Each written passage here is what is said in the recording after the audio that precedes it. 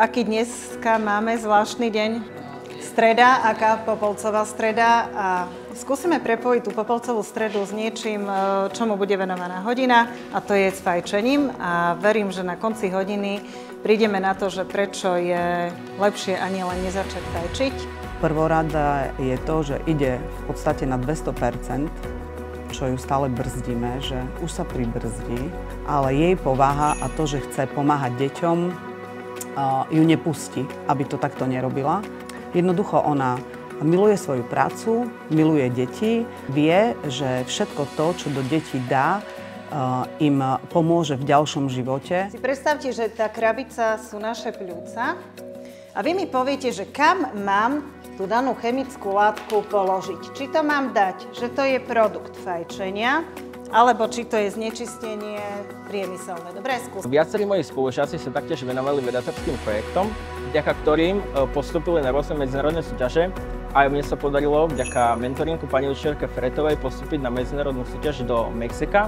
Aj posledný projekt mojich študentov je taký, že pomáhajú riešiť hrozbu, ktorá je tu už veľmi dlho s PCB látkami s traskom a práve ich entuziazmus a neúnavnosť spojil 4 vysoké školy, výskumné inštitúcie a cez tie čiastkové veci, ktoré s nimi urobili, došli k takému konečnému dôsledku, ktorý sa dá reálne uchopiť a využiť. Aj sa asi využije pri likvidácii PCB látok a to bol doteraz neriešiteľný problém napríklad na Zempline.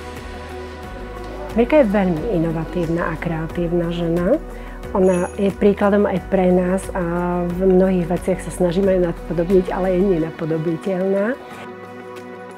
Musíte ako dobrý pedagóg byť empatický, musíte vedieť zareagovať správne, primerane veku, primerane osobnosti žiaka.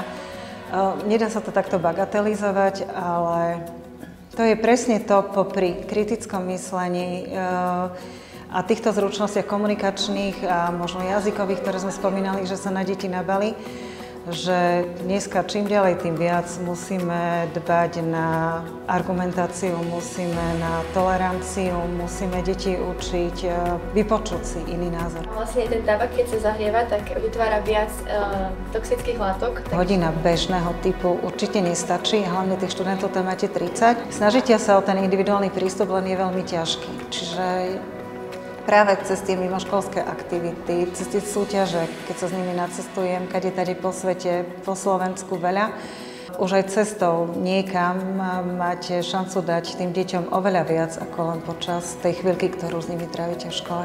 Mirka by mala byť učiteľskou osobnosťou Slovenska určite preto, lebo je to naozaj výnimočná učiteľka. Ovplyvnila životy mnohým žiakom a ďalej participujú na vedeckých projektoch na Slovensku, ale aj v zahraničí. Tak, aký je výsledok hodiny? Pozitívny.